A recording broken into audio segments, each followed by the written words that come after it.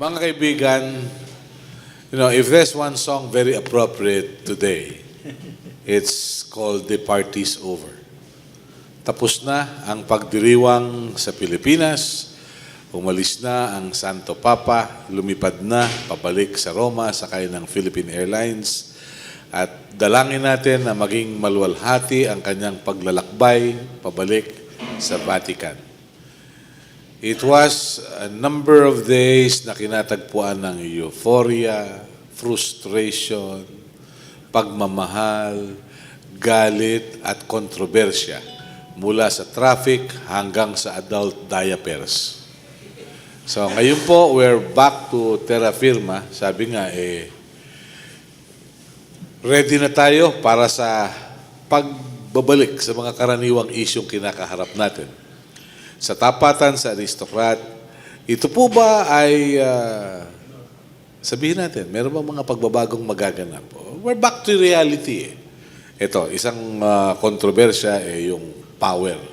Are we really, on the way to a power crisis by summer of this year that the President needed some emergency powers?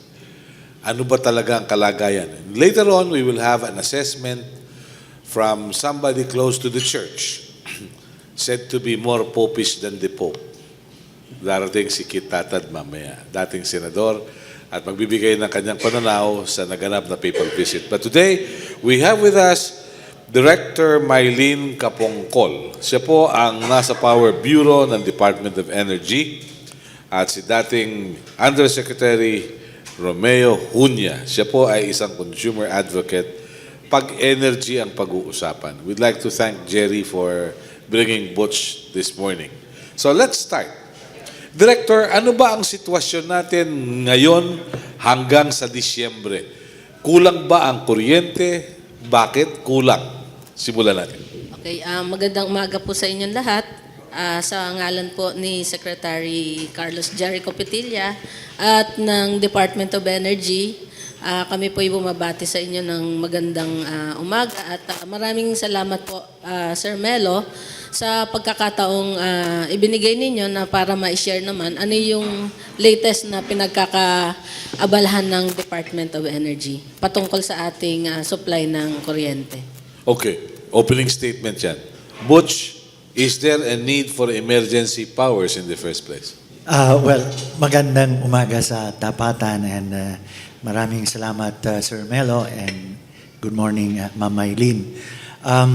Based direct to the question mo Sir Melo, based on what I have heard so far and what I have seen at kung ano yung mga pinopropose na mga solusyon, I think there are still many questions that need to be answered.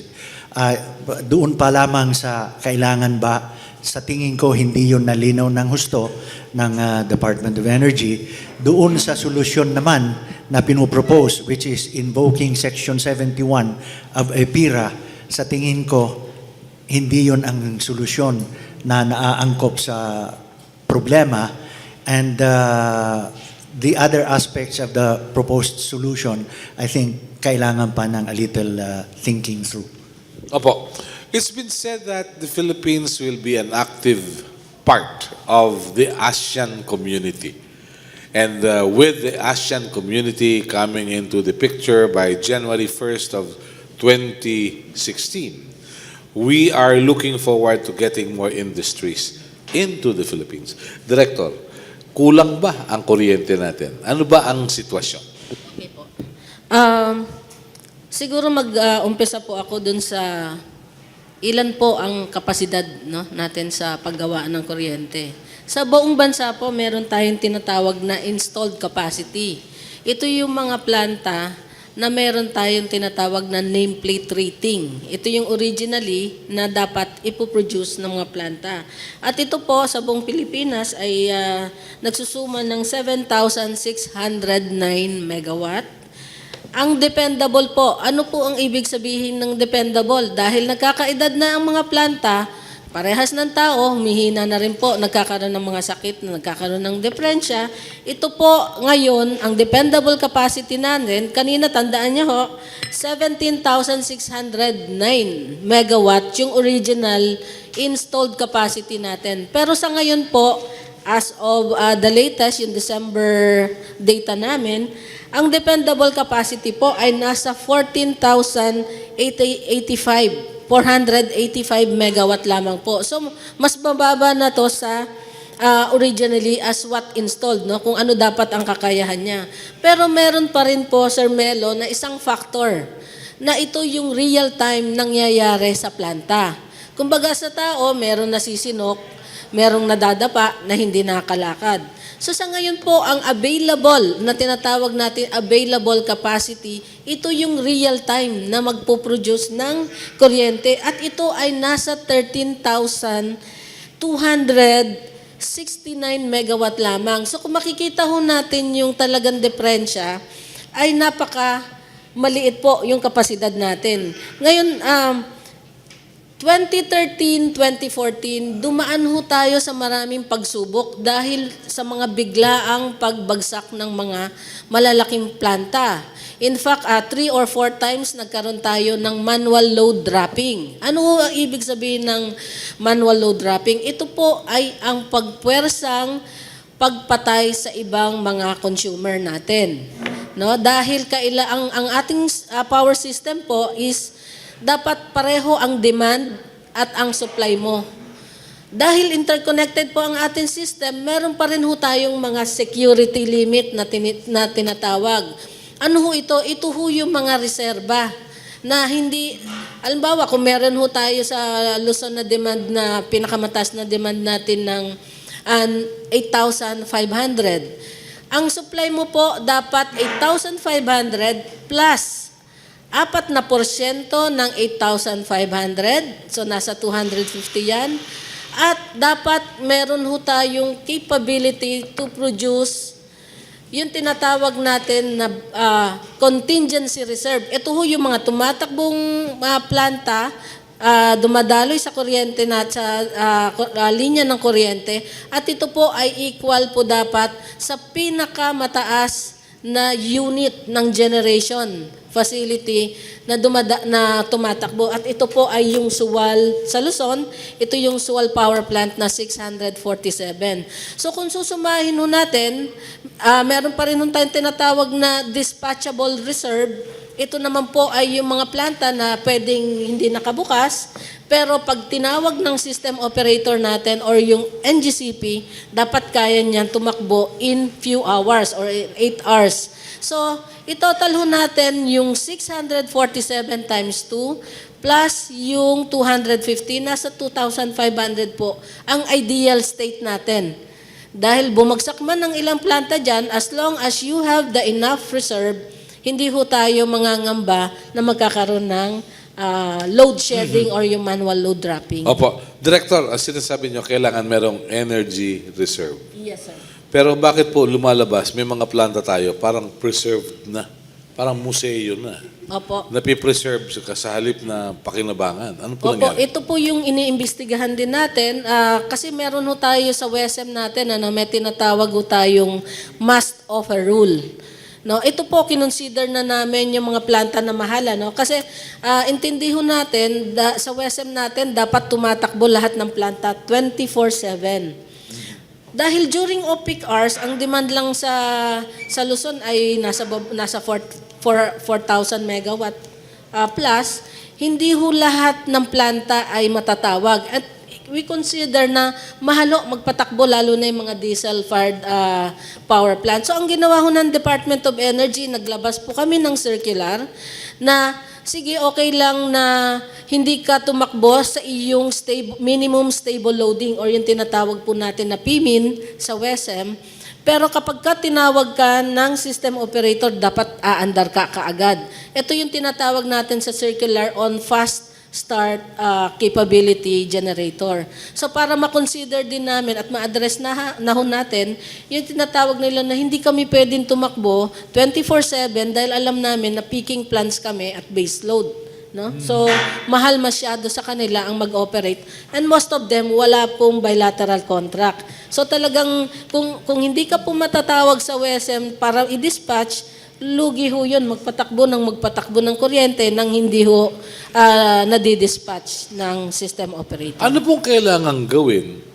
Kailangan bang malakas yung may planta dun sa WSM para matawag? Hindi po, meron po tayong tinatawag na WSM rules, no? At matindi po ang tinatawag nilang, meron ho silang nagmo-monitor dyan na Market Surveillance Committee at meron din pong ang tawag dito yung ECO or yung compliance office na yung any breaches in the WSM rules, iniimbestigahan ho nila ho yun. Okay. Mabuti. Maganda yung kanila sinasabi sa Department of Energy. Pero bakit parang umiiling-iling kayo kanina? Parang hindi kayo kumbinsido. Ay, thank you, Melo. No? Alam mo, listening kay Ma'am Mylene and the scope and breadth nung pinag-uusapan at inilalahad niya tungkol sa industriya. From the sideline, I almost feel like that mosquito who stumbled into a nudist camp. He knew what he had to do but he did not know where to start, no? So medyo ganun ho yung feeling ko dahil sa dami po nung nasakop, no? And I'm really hard put how I come in and where I start. I'm almost tempted to start doon sa ano ba talaga ang mandato ng Department of Energy dito sa lahat ng nangyayari na medyo may mga kalituhan at kaguluhan. Ano ba talaga ang estado ng ating reserve? Ano ba ang function ng reserve in the overall scheme of things and all that? But anyway, balikan ko ho yung the basic kung bakit tayo umabot doon sa ang Pangulo ay sumulat sa Kongreso at humihingi na gamitin ng Kongreso ang Section 71 ng IPIRA kung saan ang gobyerno ay binibigyan ng authority to declare an emergency or a power crisis, and on that basis, to grant the President emergency powers. Ang Section 71 po sa IPIRA, which is very much quoted doon sa Resolution number 21, and of course, in the request of DOE, Malacanang, essentially through DOE, for the exercise of Section 71, ang sinasabi po doon, in case of a looming crisis in supply or generation, the President is granted emergency powers to go into generation supply contracts. Bakit po ito kinailangan?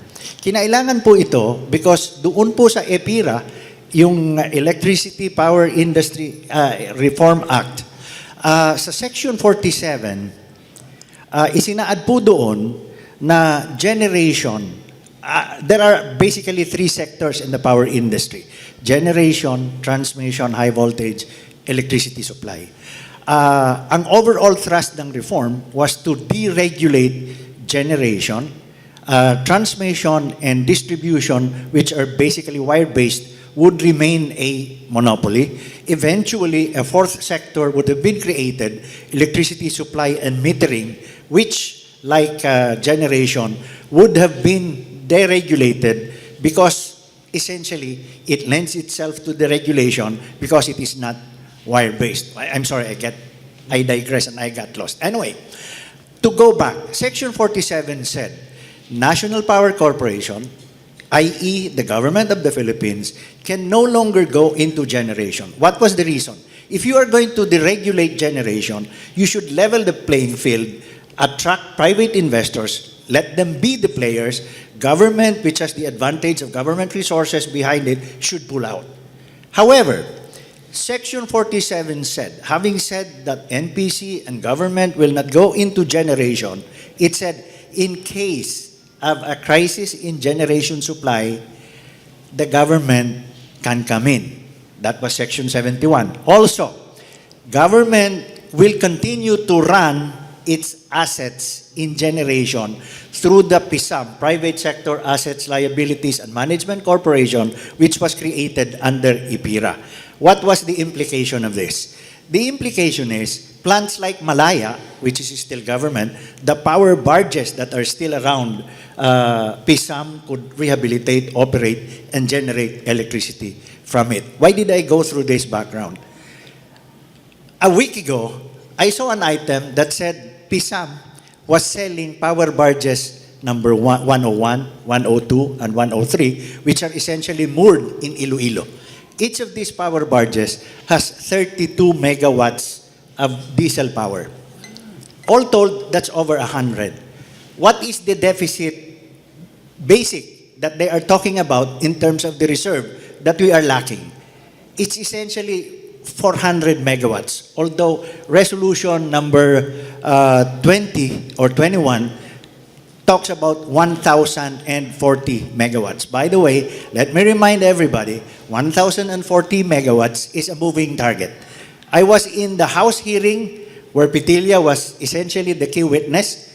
In the course of his presentation, he had to ask for a 20-minute break to be able to tweak his presentation of what the demand was, to the consternation of the guys like Nery Colmenares. In any case, they arrived at 1,040. Up to the present, that remains a debatable and a highly contentious number because what exactly is the deficit? At another forum where Secretary Petilia was the guest, I asked him directly, what exactly is the status of our reserves? Ma'am Mylene mentioned reserves. Ang reserve po, you have the base load which responds to your basic need. You have the peak load, which is actually what it is, at the highest level of the reserve, of the demand, and you have the reserve.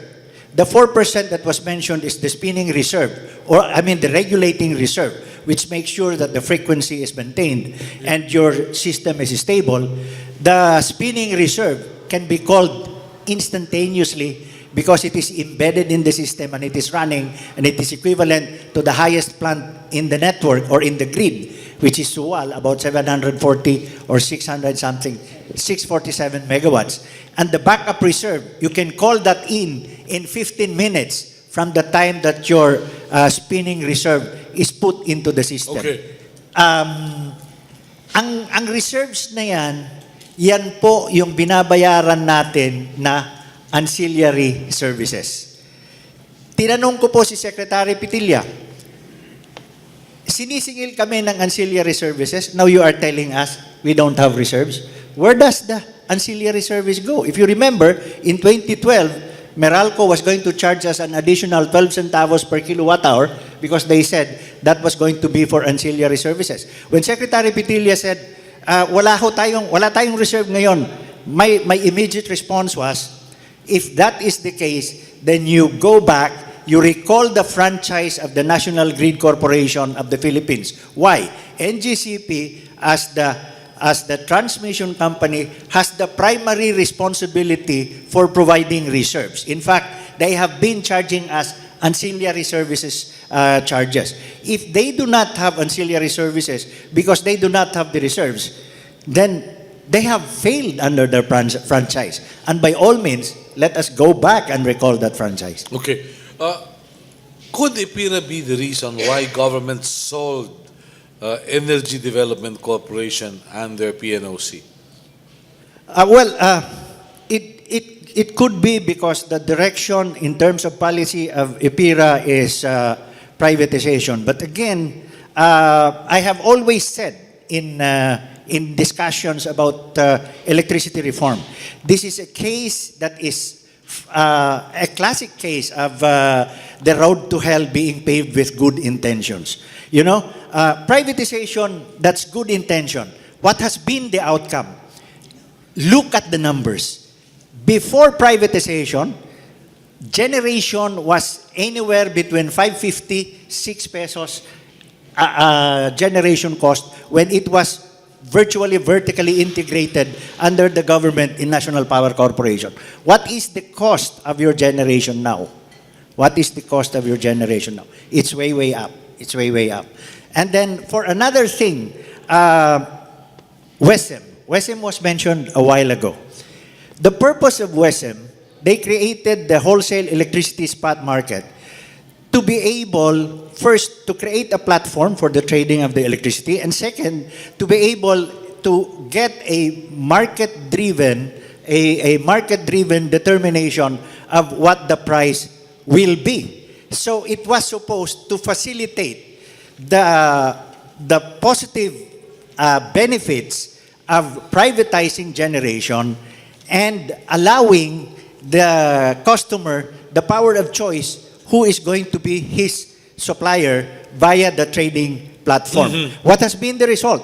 In November or December of 2013, Bayan had to go to the Supreme Court to stop the wholesale electricity spot market from enforcing a price of, you remember how much? 62 pesos per kilowatt hour. How did that come about? If I may recall to you the proceedings in the Supreme Court at the time and what was happening in December 2013, it's because of the must offer rule. The good intention of must offer is like this, no? Para walang taguan ng mga kontrata, even if you have a bilateral contract, you pass it through the WESM, makikita yung kontrata mo, visible yung price mo. But at the time of settlement, you settle on the basis of your contract. Very specific, halimbawa, Therma Mobile, which is one of the suppliers that was clearing at 62 pesos per kilowatt hour, had a contract of about 10 pesos per kilowatt hour with Meralco.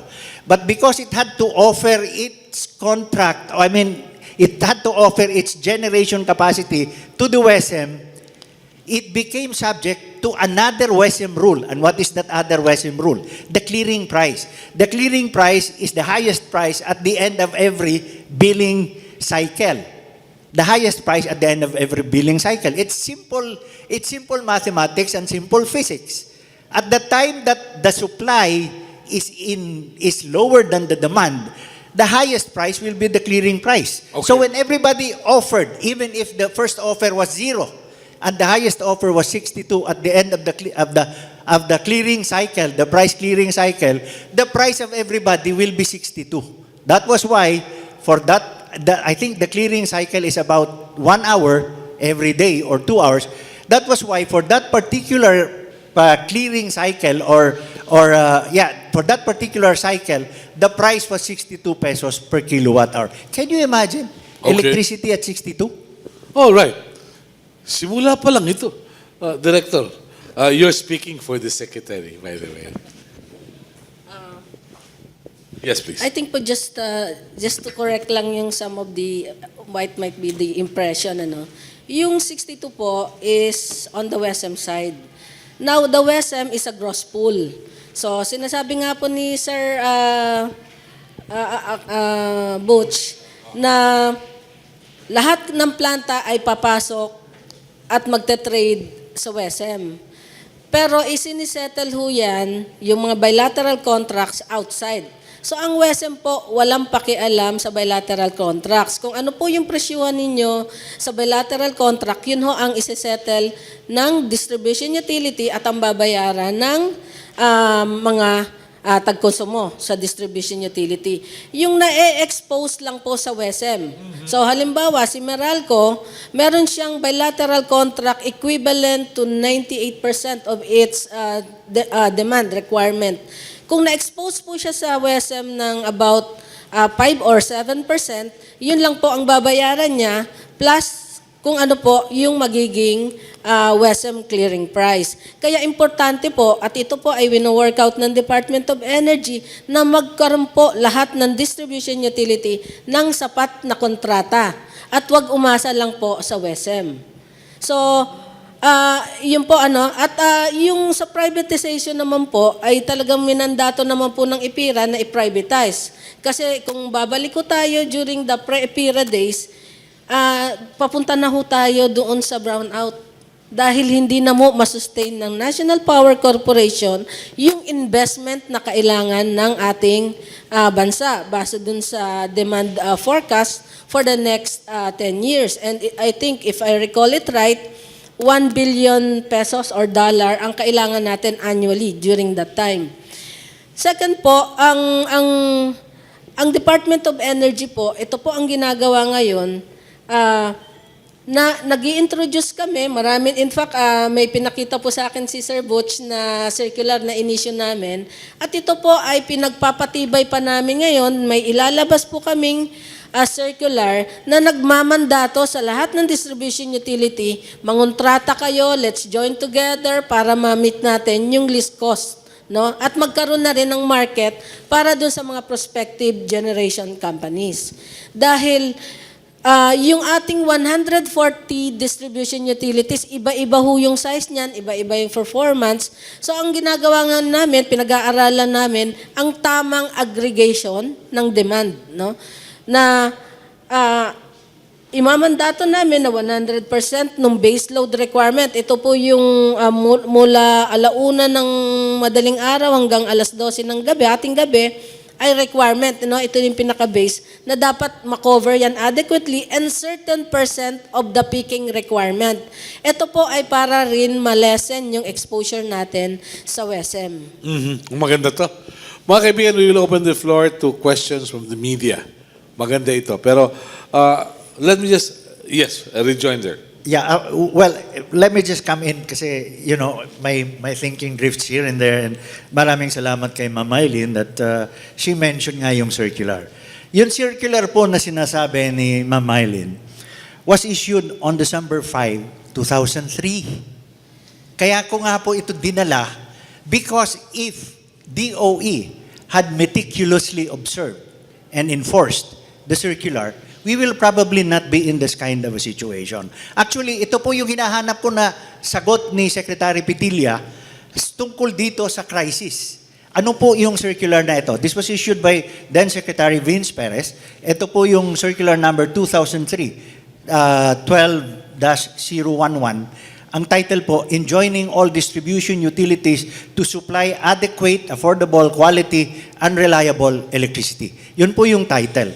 And ang maganda nga po dito sa circular na ito, sa isa niyang preamble, sa isang whereas, inilahad kung ano yung functions ng Department of Energy. And the principal function of the Department of Energy, under the scheme of things, as responsibility was allocated in EPIRA, is for the vibrancy, for the reliability of the generation sector. While ERC is in charge for the rate or the affordability, DOE is in charge for generation. In fact, doon kaya ako nagtataka dito sa mandate na ito, they can institute measures for yung energy conservation.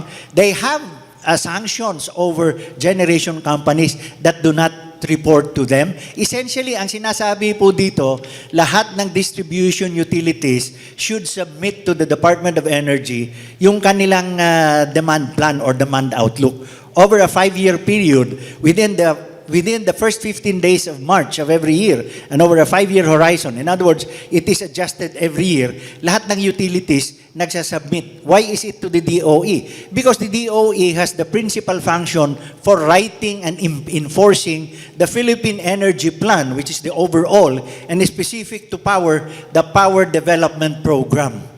So kung ito po ay ginawa, a mile away, you would have seen that hindi dadating. You would have taken into account that Redondo, a 600 megawatt, is having problems with permitting and licensing. You would have seen that your other plants, anong status niyan, your utilities, ano ang kanilang supply.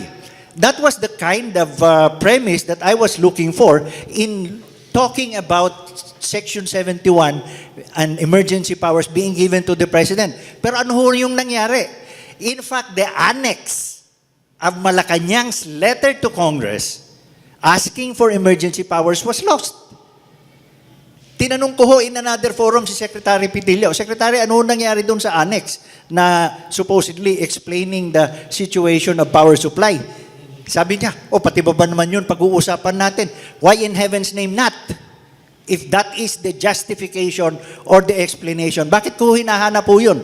It's either of two things. If it shows there that at this point there is going to be a deficit, how did it happen given the mandate of DOE? Did DOE fail its mandate? And if it did fail, what are the sanctions that it should be subjected to? Did DOE fail? Sir, actually, annually, we have what we call Distribution Utility Development Plan. At nakapost ho yan sa aming website. Iba ho kasi yung planning with the actual execution and implementation. Remember, it has to pass through several regulatory and permitting. Now, before a power plant has to be allowed to operate. No? Na-mention nga po ni Sir Butch na yung Redondo nagkaroon ng problema with the environmental group, so hindi natuloy. Ano po ang ginagawa ng Department of Energy? Patuloy pa ho kaming ini-strengthen namin yung ating mga distribution utility. Paano ba ang tamang paplano para sa inyong mga franchise area? Pangalawa, meron din ho tayong Transmission Development Plan na pine-prepare ng National Grid Corporation of the Philippines. Ito po dapat ang mag-bridge between the generation and the demand, no? And then we have tinatawag tayong generation. Siguro as far as regulatory power, wala po, ano? Ang ginagawa lang po ng Department of Energy as far as generation is facilitation and assistance because there is a Philippine Grid Code. At yung kontratang ina-approve po ng yung bilateral contracts ng isang generation company sa distribution utility ay dumadaan pa ho sa approval ng Energy Regulatory Commission. So may hearings and then aside from the permitting, ano, kaya po ang Department of Energy nagkakaroon ho kami ng innovative ways. Yung circular po yan na issue ng 2005. And ito nakikita ho namin, nakita namin na hindi lahat ng distribution utility. So, ginagawa nun namin ng paraan through the National Electrification Administration, paano natin ma-strengthen yung permitting, yung contracting capability and forecasting ng demand ng distribution utility. Kasi bottoms up po tayo. No? So, yung na-mention po talagang ginagawa mo ng DOE, nagkulang mo ba ang DOE? Siguro naman po hindi. Ano? Ang DOE po, andyan dyan po, nagfa-facilitate.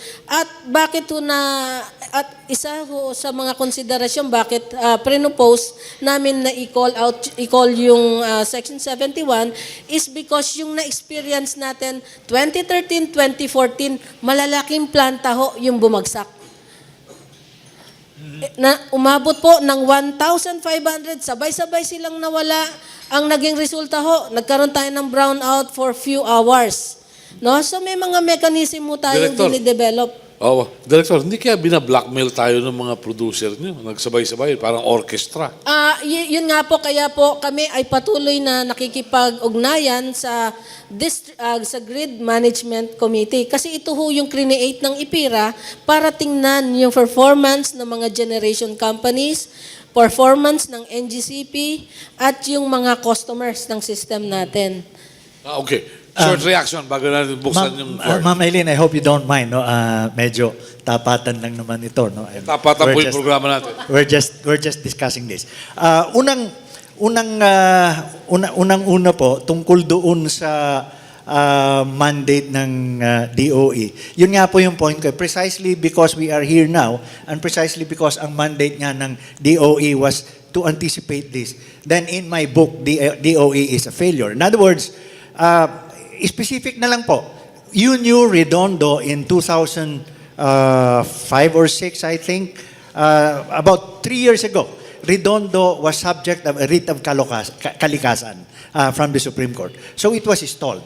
Ang hinahanap ko po na specific from the DOE, at the time it was stalled, did you develop an alternative 600 megawatt? Alam mo natin, yung power plant, particularly a coal-fired power plant, will take at least 3 years to develop.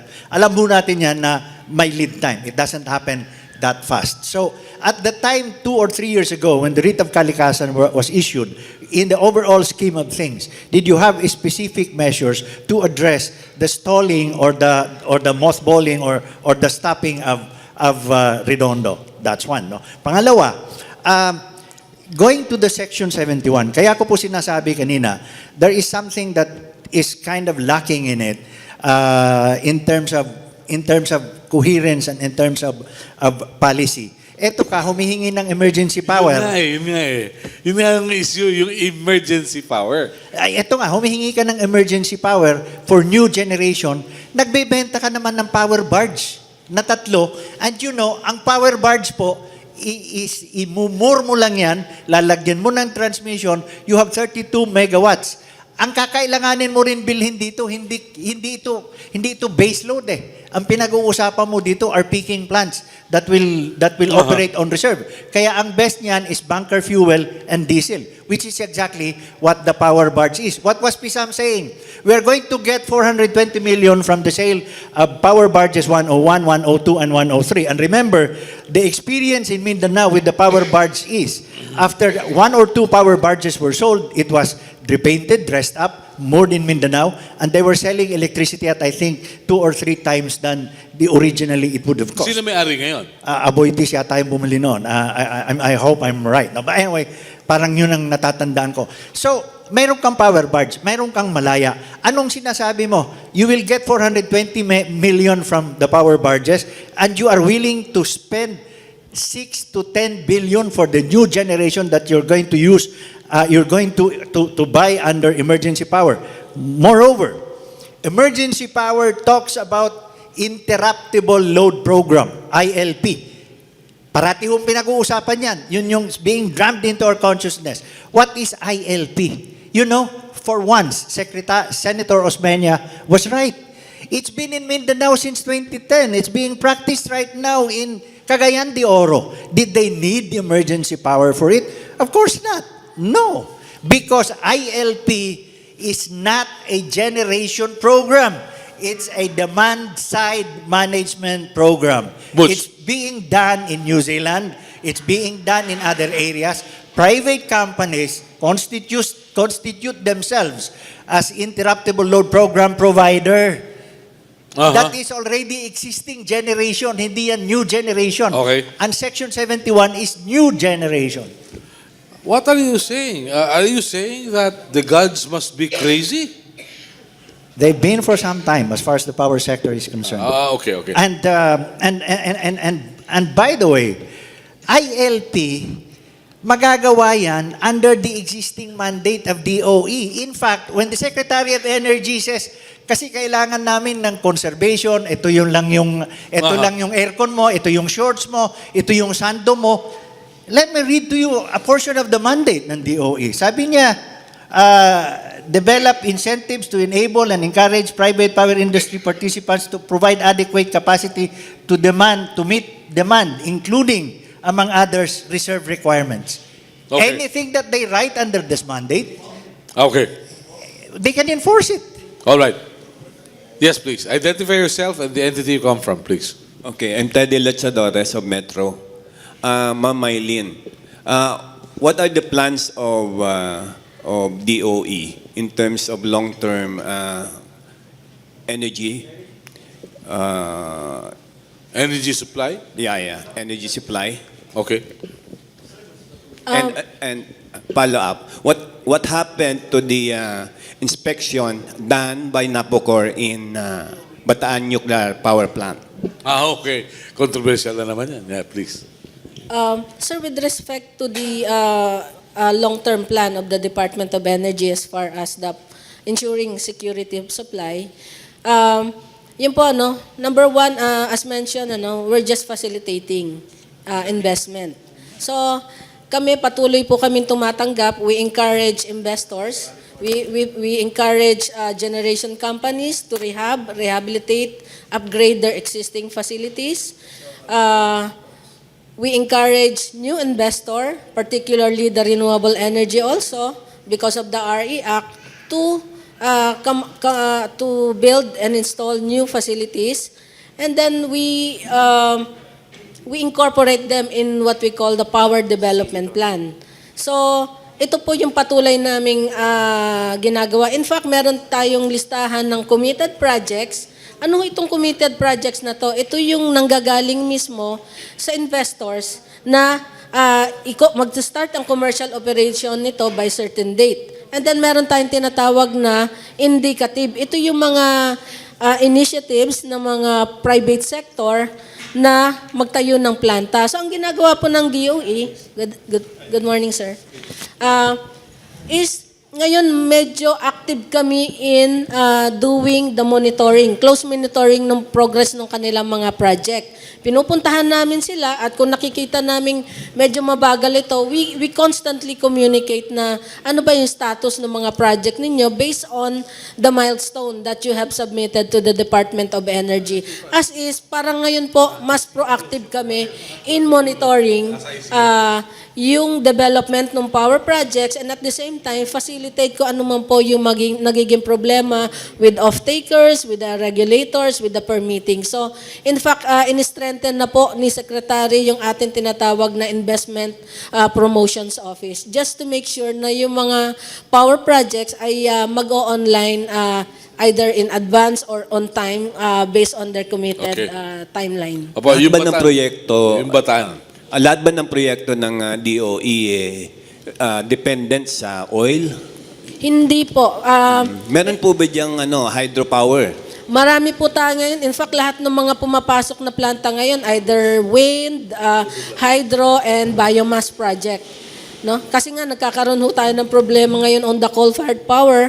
But we continuously to facilitate yung investment in the generation sector. Yung sa Napocor, sir, medyo Yes, please. hindi ako familiar kung ano yung investigation. I think it pertains to the nuclear. Oo. Pero So, ano po ang action sa Bataan Power Plant? alam ko po, ongoing po yung review ng aming planning bureau on whether what to do with the existing Bataan nuclear power project. Okay, May please. Melo, I just want to add something, no? Before we leave that, kasi mayroon ako nakitang study that the potential capacity of renewable energy is, I think, 68,000 megawatts or something. Ganon kataas yun. So it's a huge potential and hindi yun as, I mean, it's environment friendly and I think it's something that should really be looked into. Napakataas nun. Okay, just like some politicians who are renewable and recyclable, right? Right, okay. Yes, please, go ahead. We'll go to another topic later. Yeah. I'm Bernie Anabo of Metro National Daily News. My question is addressed to Ma'am Mylene. Is there really a need to have an emergency power? And then, in case na hindi po ma-force yung emergency power, do you have any recourse? Tapos po yung tungkol naman po sa Bataan Nuclear Power Plant, we have a source that it is functional pa daw. Why is it maghanap pa tayo ng diesel? Okay, Yung na-mention. gagawin pang mixed cycle something, right? Yes, and then meron namang actually we went to Samar together with Asik Ariaso and Mr. Biolago. Why is it yung hydropower hindi natin Okay. i-post? Okay. Thank you, Bernie. Again, go back tayo. No? Yung na-experience natin in 2013, 2014, yung lumaki yung force outage. Ano ba yung force outage? Ito yung mga biglaang pagbagsak ng mga planta na nagre-resulta sa either manual load dropping or nagkakaroon ng security threat sa system natin. Ito po yung isa kung bakit nakita natin na in summer of 2015, kailangan natin ng additional capacity. So, na-mention na nga ho natin na marami ng discussion sa media.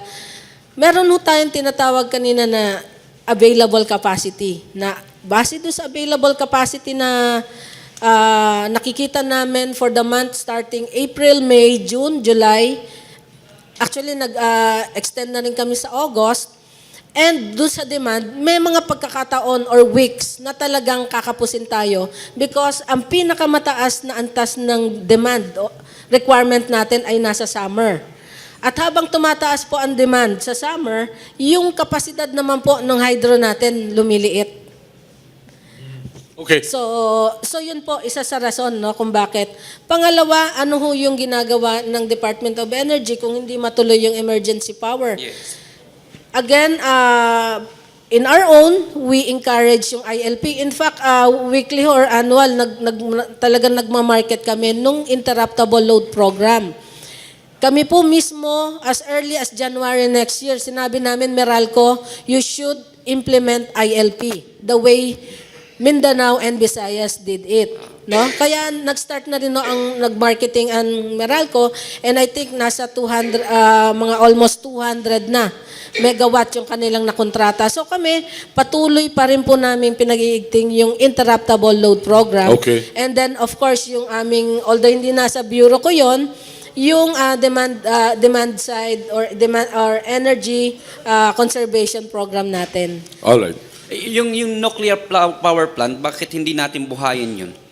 I think po kung hindi ako nagkakamali ang Kasi siguro sabi functional pa daw yung functional na yun maraming kaagipat po na tatrabahuin mo eh. Like ngayon mahigpit po ang requirement ng IEA pertaining to dun sa pag-operate ng planta.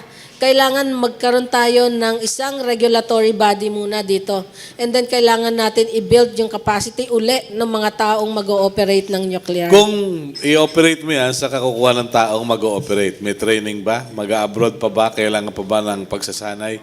Kung i-operate mo yan, dapat meron kang reading personnel. Yun ang pagkakaalam ko. Kaya wala tayong taong ganun. Hindi dapat magkaroon tayo ng training para bago Yun dumating. na nga ang tanong, Yun po. emergency na yan. Yun po yung ginagawa namin. Aside from yung summer of 2015 outlook, yung nuclear, ano ba talaga ang dapat natin gawin? Pinag-aaralan po yan ng department. Na-mention niyo about yun sa hydropower, pag summer, bumababa yung ano. Walang tubig. Baba kasi Wala tubig. natutuyo. Why is it yung sa Nueva Ecija na ginawa ni Mr. Bulago, kahit summer, kahit El Nino Hindi naman sinasabi natin natutuyo lahat. Depende kasi sa kung saan silang lugar. Merong mga hydro na natutuyo, meron talaga mababa masyado yung level para mag-generate ng electricity. Thank you. Okay, thank you. Senator Kit Tatad, some people describe you as more popish than the Pope. Pero how do you look at the papal visit? You've seen popes come and go. They've been to the Philippines, 3 of them, Paul VI, John Paul II, and now Francis. How do you look at the visit of Pope Francis, Mrs. Senator? Well, everything I think has been said. No? I would like to hear it from you. In fact, I think I thought you were competing with the press conference at Villamor Air Base. No, we're not.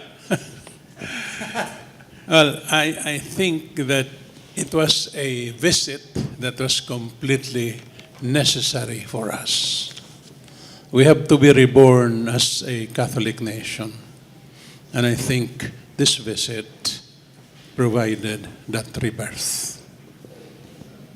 It's a new beginning for all of us. Because many of us profess to be Catholic, but then they say, I am Catholic, but I do not follow everything that the church teaches. Independent Catholics. You cannot be an independent Catholic.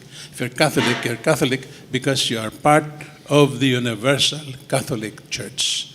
You're incorporated into it by baptism, and the church is headed by the Pope as the visible head, and he's merely a representative of the real head of the church, who is our Lord Jesus Christ. No? Now, we have seen the overflow of public enthusiasm. It's an overflow of affection for the Holy Father. But I believe that the Holy Father has pointed out so many times, even during this visit, that I am not the one. It's our Lord that we should all be looking at. So, okay, there is so much joy, so much enthusiasm, because we have seen the Holy Father. Some of us were touched. No? We had the good fortune of sitting there as a MOA. I was pushing the wheelchair of my wife who had an accident 5 days before the visit. And she had to wear a cast and had to be borne on a wheelchair, and we were there. And, well, that's an experience. But the real experience for a Catholic is to be reunited to our Lord in the sacrament of confession and communion. That's where you receive the body and blood of our Lord. There's no experience higher than that. That is the most important thing that happens in the world for a Catholic. Okay. And so this is where we should all look at now. Because ang tanong, now the visit is over, what next? No? Precisely. We have to live our lives in faithful communion with our Lord. All aspects of our lives, every moment of every day. That's the meaning of it all. No? Now, we're trying to put together a society that would be gentler and kinder to the poor. Who are the poor? We saw them. If we did not used to see them before, we saw them on this visit. Okay. Now, how do we renew our lives so that every moment of every day we are working for the poor? Very well. Pero ano po ang tingin ninyo? Sa Tacloban, hindi niya ginamit yung kanyang prepared homily. Sa inyong eskwelahan sa UST, he opted to talk in his native tongue to be translated by a Monsignor. What could probably be the reasons behind? Well, I suppose he was so deeply moved personally that he wanted to relate directly to everyone there. No, the prepared speeches are prepared normally by a staff. It's approved by the one who's going to read it. And in this case, the Pope approves everything that he's going to read. Everything that is being said is correct, supposed to be correct. But it may not have the emotional content that you'd like to communicate to the crowds directly. And this is what happened. He wanted to embrace every one of the young people in UST, every one of the poor and the victims in Tacloban and Palo. So, okay, no need for this speech. I'm going to talk to you. I'm going to share my silence with you. It's not just words, but his silence is very important. Because in any conversation, the silence is as important as the words. And many parts of the world today, people have lost the gift of silence. You know, I go to capitals of the world, Europe, America, and sometimes I pass by a restaurant, I see two ladies having lunch. And the minute they sit down, everyone starts to talk. There's no end. There's no silence. That's very important. No? And okay, just one more thought. No, he spoke to the youth. He spoke about the need to care for children. So important a message, but even more important than that, loving and caring for your children. I think on this visit, the Pope was able to communicate to the rest of the world that we need children. And the Filipinos have shown to the world the need for children. We are probably the only truly Catholic country in the world that's saying to everyone, we have to defend our children because we need them. The future disappears without children. And many countries of the world no longer need children. They have done away with the need for children. They have done away with the need for families and even the marriage between a man and a woman. That's why they're strongly pushing for same-sex marriage, which effectively abolishes children. How would you describe the reception at Malacanang? The remarks of the Holy Father and that of our President. That was most unfortunate. I wrote about that in my front page column in the Manila Times today, and where I said, "Thank you, Holy Father, but goodbye, B.S. Aquino III." Really? Yes. He was a complete disappointment. Why did you say so? And I say in my column that my knowledge of the English language has not equipped me with the word to precisely describe that speech. The least that I could say was it was in very poor taste. You know, and he was there to welcome the Holy Father. In that short speech, he managed to talk about himself. Not about the welcome, not about the poor, not about what the government has done to cure poverty, inequality, and injustice. He's talking about himself, about Marcos and martial law, Gloria Macapagal Arroyo, etc. You know, and his opening lines were completely repulsive. No? It was as ignorant as it was offensive. You know, he tried to caricature 400 years of colonial history in one short paragraph that is completely without any scholarship. Really? Maria said, the most, the most ill-prepared editor would have, scrapped it. It's unworthy to enter any composition. Because, ano sinabi niya? Colonialism was brought in by the conquistadores and partly by the church. And in that, the clergy in that period asked how they justified injustices. And the answer was,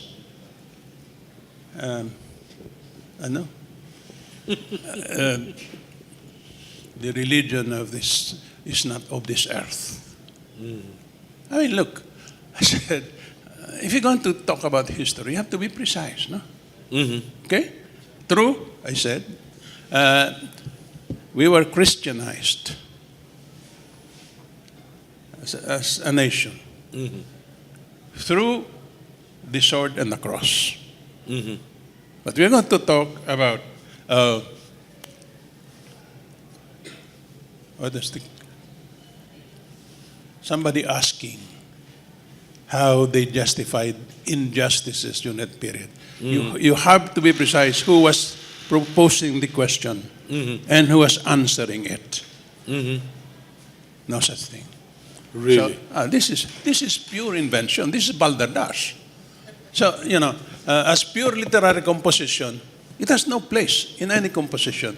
Whether you're speaking as president, you're writing as a journalist, it's purely stupid but offensive. No? Not only stupid, but offensive. Yes, because the effect of that was to put the Pope on the defensive. Opening lines.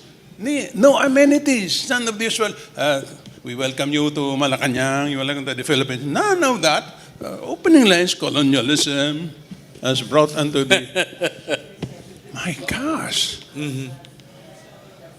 And then he spoke of the failure of the church to get rid of Arroyo. As though it were the duty of the church to do that. No? Many church officials, many priests and religious were against Arroyo. And there was an incident in 2005 when Cory went to Malacanang accompanied by some bishops who did not know why they were being invited there. And Cory asked Arroyo to step down.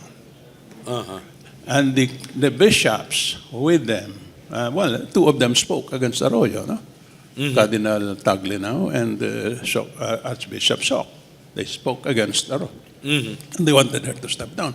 But the others, including Cardinal Vidal, did not know why they were invited there and said so. No? And this issue was examined by the Catholic bishops who were in session at the time. Just they are in session now. No? Yes. Okay? And the Catholic Bishops' Conference at the time, headed by Archbishop Capalla of Davao, said, no, people should be free to criticize her, including priests and bishops, but as A conference. conference, we cannot take a position here because there is no moral basis to say that she had lost her right to govern. In the same manner that today they can say, if they want to, that this president has lost his moral authority to stay in office. Yeah. Okay. As you said, affirming, it seems, the work, the position of the Philippine Church about saying about marriage. What is the definition of marriage? So, what can you say about that? And secondly, also, so since he is a Jesuit Pope, and it's the Jesuit Ateneo de Manila faculty and staff that came out with a position about RH law, in support of that. So what is the implication of the Pope's message to the RH law in the Philippines, and also to fellow Jesuit personnel who have supported it? Maganda yan. Well, Intriguing. it's a very good question, but to the first question, the Pope is the Pope. You cannot have a Pope that takes a position different from the teaching of the Church. Otherwise, you will have problems with the Church. And Humani Vitae, which Paul VI issued in 1968, has been sustained by all the popes since. At one time, Saint John Paul II said that this is no longer subject to dissent, because there were so many learned theologians who continued to show dissent from this teaching of the Church. But if you read reread the document all over again, you will see that Paul VI was absolutely prophetic in that document when he said that if people continued to refuse to follow the teaching of the Church on the issue of human life, you will see the outbreak of immorality in married life. And this has happened, this is happening in most of the world today.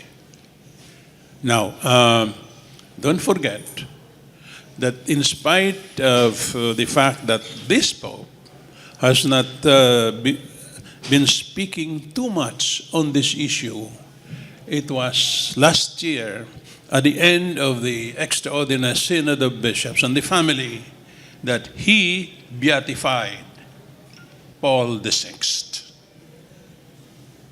And so he is about to become a saint. Now, his statements at the MOA clearly strengthened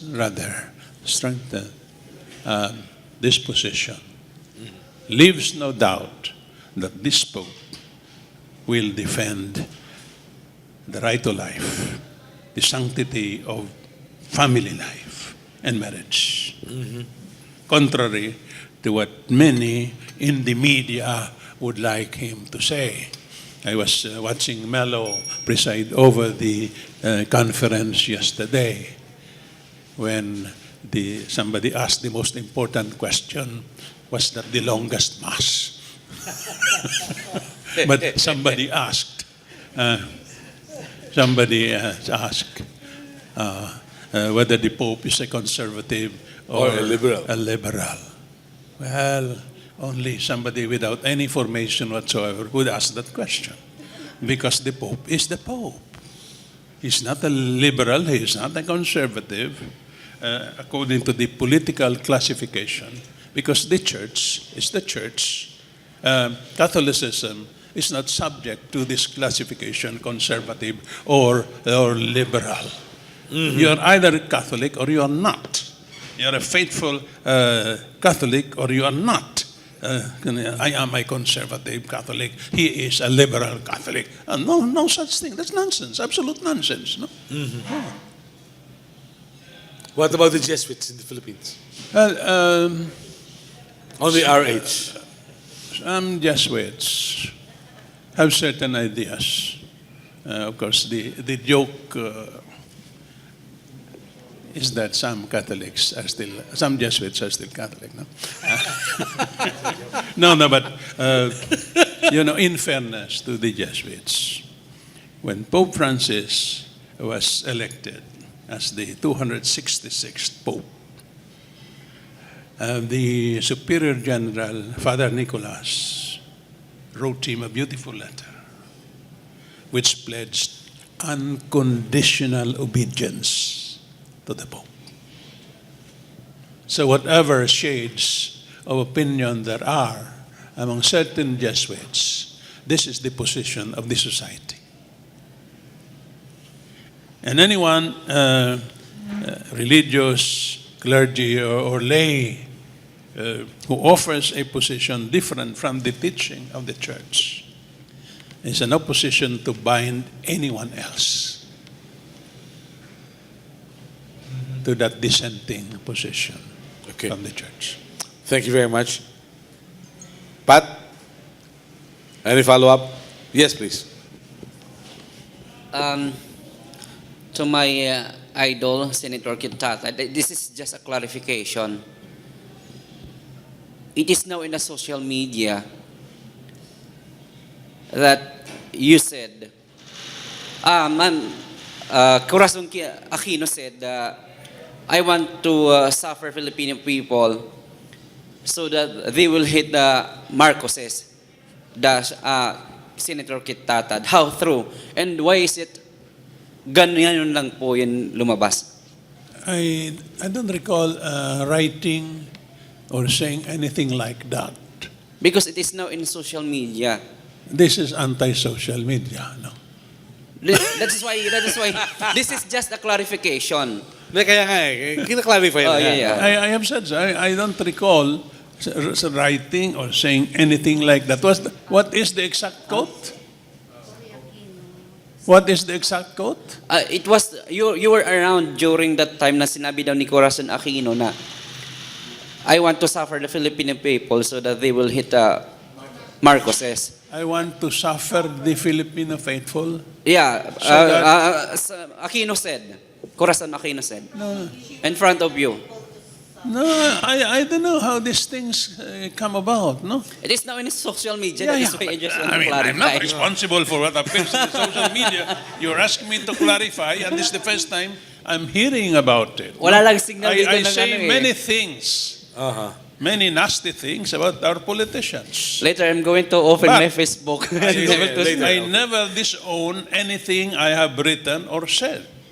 But this thing, I am completely ignorant about. Okay. Elmer, you have a question? Elmer? My guest from the Bicol region, the great Elmer Bandol.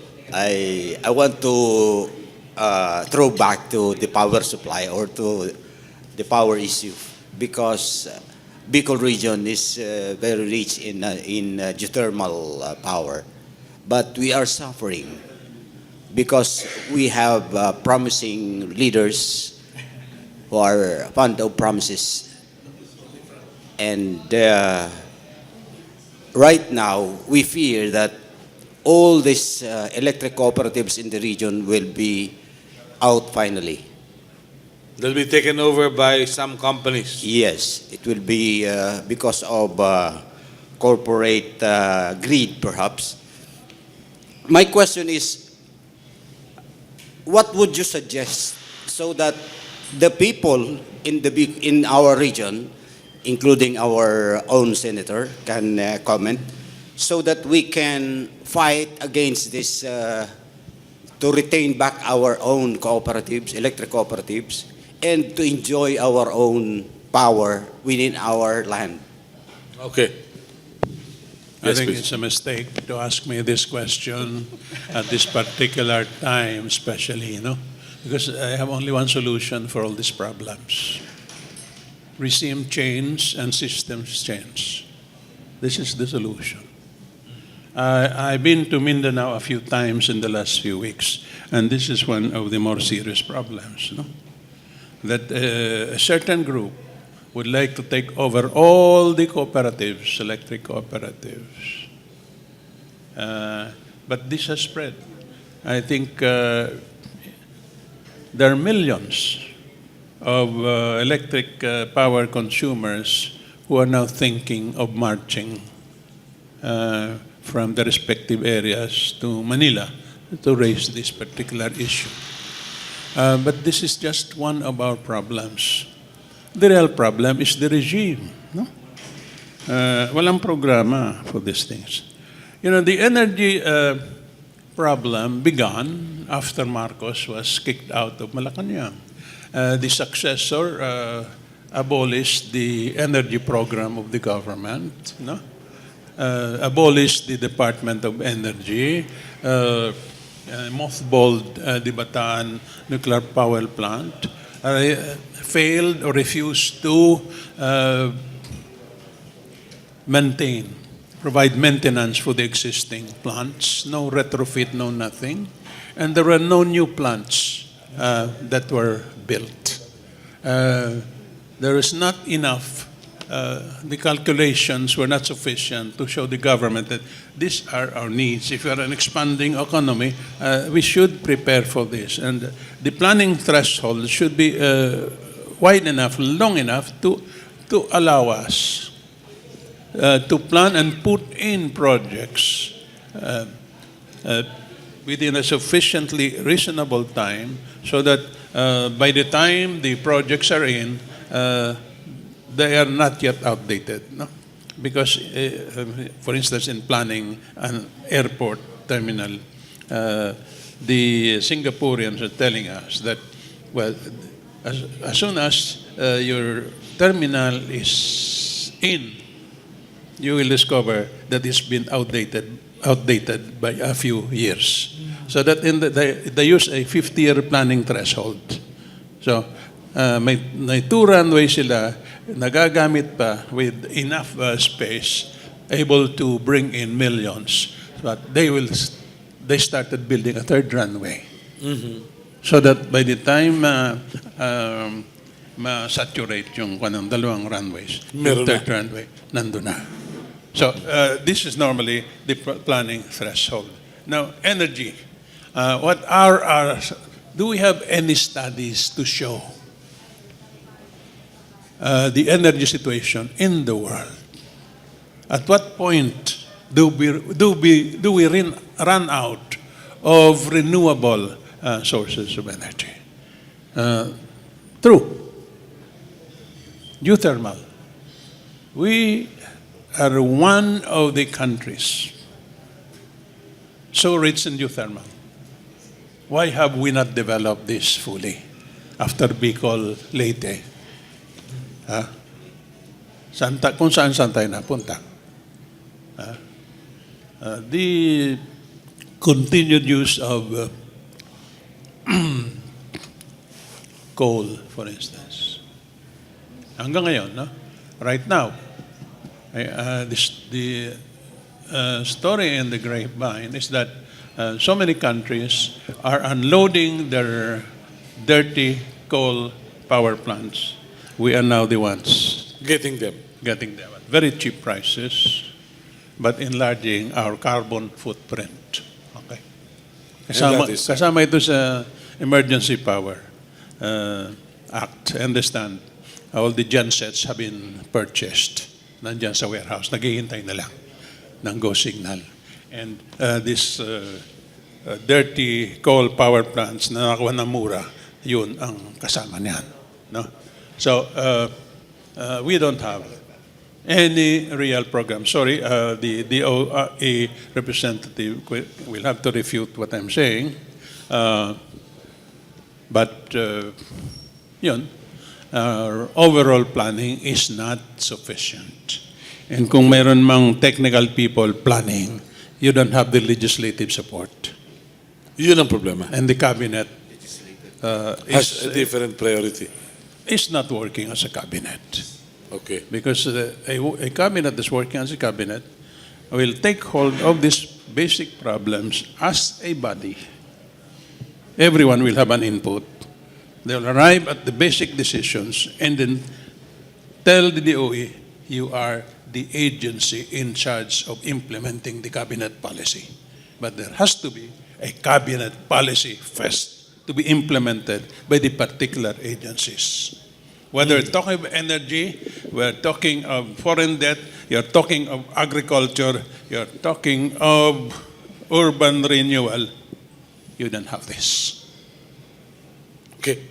So emergency power might help, or emergency people power. It will help. Some people earn a lot of money. Would you care? Yes, please. Yes, sir. Actually, there is a continuous meeting of the ECO Development Cluster composed of several secretaries that also look into the power supply situation in the country. So they ask for updates and willingness to support any program that the Department of Energy has initiated or is initiating. Okay. Thank you. Yes, please. I was going to there bago si Sir Boots. Sir Boots, sinabi niyo, di ba kanina, with 6 to 10 billion yung maring magamit sa emergency power, pwede naman, may existing ng ILPS. You have mentioned a while ago yung... Yeah, yung interruptible load program, yung ILP. Nagamit naman yun sa Iloilo. Bakit kailangan pa ng emergency power? Is it saying na they are trying to do away with procurements to bag the something like that, to do away with ano? Well, actually, yung resolution itself, may mga aspects or provisions that are a bit scary. For instance, meron doon a sweeping and general provision that allows the government and any local government unit to suspend the operability. I think that's the exact language of the resolution. To suspend the operability of the environmental laws like the Clean Air Act and the Anti-Incineration Act. It also suspends the operability of the grid code, which was mentioned a while ago, the distribution code, and even the WESM. So, pag na-approve na yan, suspended lahat yun, and I do not know what the full implication will be. Baka pwede yung City of Olongapo can overturn the writ of kalikasan ng Supreme Court as far as Redondo is concerned. Of course, there has been a retort or a response from DOE na hindi naman daw because there's a timeline and obviously Redondo cannot be built within that timeline. Kaya lang, ang tingin ko dyan sa emergency power resolution, it's like a howitzer being used to kill a fly, to swat a fly. Mayroon namang other remedies that are available to the authorities. Precisely the mandate ng DOE in Section 37 of EPIRA. Tapos pangalawa, yung ILP is already being done in Cagayan. As of right now, it was done in Mindanao to alleviate the impact of the peak load problems that they had 2 or 3 years ago. And yung pang hinahanap natin na coherence in policy, ba't ka magbebenta ng power barges na 3 that are now in Iloilo, and at the same time, sabi mo, you're going to go shopping around for what do you call this, modular generation sets that are going to cost as much as 6 billion to 10 billion. Yung modular gensets na ho yan, yan yung mga diesel plant that can be embedded in any distribution grid. Mabilis ho ang startup niyan. Kaya nga ho noong unang pinag-uusapan, and they were saying that they needed approval of the emergency resolution at a certain month is because they wanted to have, I think, 2 or 3 months lead time to be able to operate the genset. But if that answers your question, if I may just shift a little bit dito sa if I can add to what Senator Kit has said already, as far as the direction ng industry is concerned, I will go with the senator na a total or a total about face, no.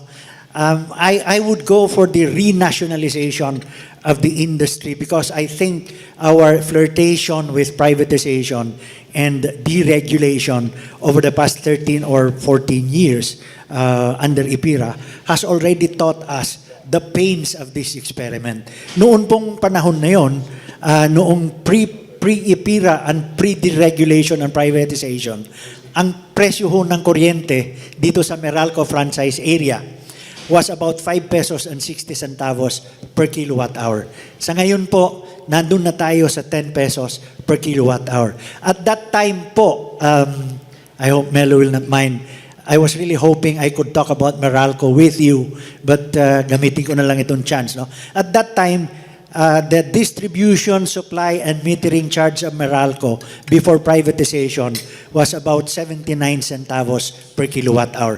Tatlo po kasi yung basic charges: generation, transmission, distribution, and supply, which is the core charge of Meralco. You have the taxes, and you have the system loss. Okay. At that time po, that was 76 centavos. Now, Meralco's distribution and supply charge is 1 peso and 64 centavos. Last point na lang po. Before privatization and deregulation, Meralco was raking in a profit of 2 billion and 700 million pesos. Now, it's raking in net earnings of 18 billion pesos as of the last annual year. The 18 billion is derived from the return on capital which you and I pay, which amounts this year to about 20.6 billion pesos. Wow. Sang katerbang billion yun. Anyway, we're about to wind up. It's time for lunch. What future do we have as far as DOE is concerned? Well, we continuously, sir, improve the planning, coordination, and addressing the power situation in the country. Marami ho tayong sectors, and each of the sector in the industry ay mas malaki o problematic. So we're addressing a lot of issues on the power. And recently, the Secretary has called upon a task force to also look into how the rates can be reduced also. Okay, very well. Parting statement, ano kinabukasan? Maliwanag ba? Madilim ang bukas? Well, if I can connect yung power issues to the visit of the Pope, mercy and compassion was the theme. We would ask for mercy from Meralco and compassion from the Energy Regulatory Commission. Kasi po, talagang bugbog na bugbog po tayo. And Melo, I take this chance to make a final warning, a note or a warning. Ito pong mga rates na ito ng Meralco are coming because of performance-based regulation which was instituted under IPIRA. Ito po ay isang proseso sa loob ng 4 na taon, dinidetermine ng ERC kung magkano ang sisingilin nila. The rates that they are charging now were determined in 2010 to start in 2011 for the so-called third regulatory period. The third regulatory period will expire on June 30 this year and will start on July 1 to go into the fourth regulatory period. Wala pa hong fina-file ang Meralco na application. Siguro natatakot sila to account for the third regulatory period. Bantayan ho natin yan because pag na-approve yung annual revenue requirement nila sa PBR for the fourth regulatory period, one process, good for 4 years, pako na tayo, crucified na tayo. Just in time for the Holy Week by April. Lupit. Senator Kit, with the papal visit over, with the Pope on his way to the Vatican, what do you see would happen in the Philippines? Would transformation get into the picture, would mercy and compassion become a reality, or will it remain with Her Excellency Ambassador Mercy Tuason, who's assigned to the Vatican? What do I see? And what should we see? All right. I don't see much. NJ, pakinggan mo na to. Closing. I don't see much change. No? Sanay tayo dun sa the more we change, as the French would put it, the more we remain the same. Okay, but we do need change. We need to reestablish the moral standards that should govern the state. This is most important. The state does not create its own standards. It is not the source of the truth or of morality. The moral truth derives from the moral law, and that is pretty well established. Whether you have a dictatorship or a democracy, this thing does not change. For instance, in legislation, what we've been hearing during this past 4 years is that the majority decides. No.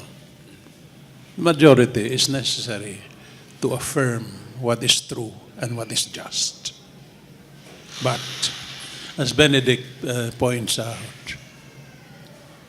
there are certain things that precede any majority. There are things that are always right and should be sustained by any majority.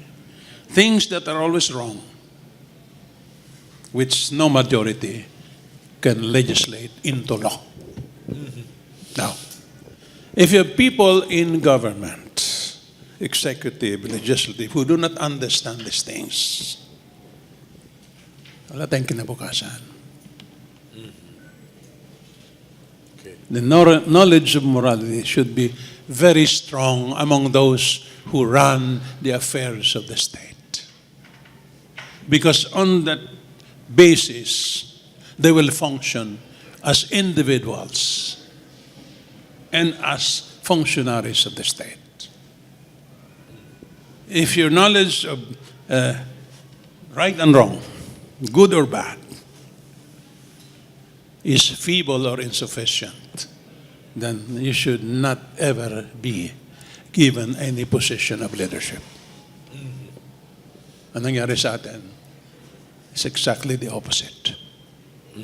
We are led by men who have no sense of what is right and wrong, what's good and bad. What is popular in the media or not, yun. That's what governs us now.